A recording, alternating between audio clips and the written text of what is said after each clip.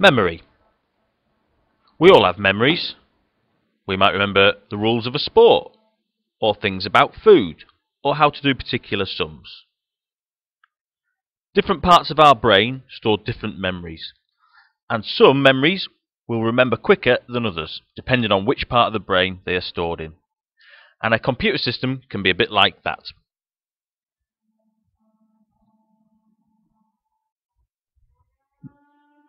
Data stored in the cache in a computer system will be retrieved faster than if it is, say, stored on a USB data stick. How we judge computer memory is on its access speed, how quickly the computer can read from memory or write to that particular kind of memory. We also judge it on its volatility, and this means, does the memory keep data if the computer is switched off? And of course we judge it on price. The first type of memory we're going to look at is RAM. And when we say RAM, we don't mean RAM as in that good-looking RAM sheep there.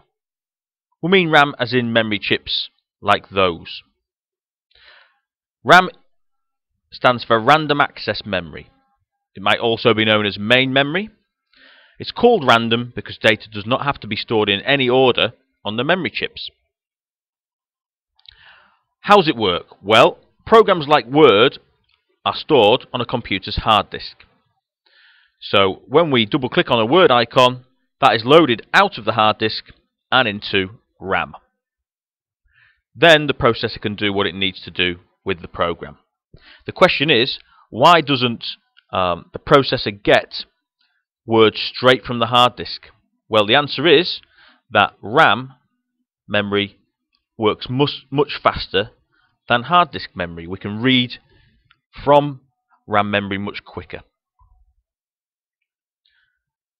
You'll also remember that there's this thing called cache memory, which is even faster than RAM memory.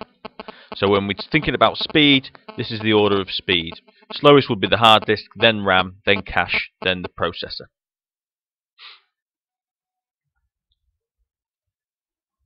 Computers need lots of memory to run lots of programs. And if you haven't got enough memory inside your computer, enough RAM inside your computer, you can always use your hard disk to create something called virtual memory. But again, remember, it's not going to be as fast as your main memory, the RAM. We need to talk about volatility. Here's a screenshot of a computer with lots of things open and with a Word document that might not be saved. All the things loaded at the bottom will be stored in main memory, in RAM, until they are saved. And when they are saved, they get stored on secondary storage like a hard disk or a USB data stick. When we switch off a computer, if things aren't saved, and they're only stored in the RAM, then we lose that data. And that means that those memory types are volatile. Okay, so when you switch off the power, whatever's on them, you lose. Non-volatile memory sources, like hard disks, USB data sticks, keep the data on them, even when they lose power. Another type of non-volatile memory you need to know about is called ROM. Now, ROM might look like a little chip like that, and it'll be stored somewhere. It'll be hardwired somewhere into your motherboard system board. And what ROM does is it stores the instructions to boot up the PC.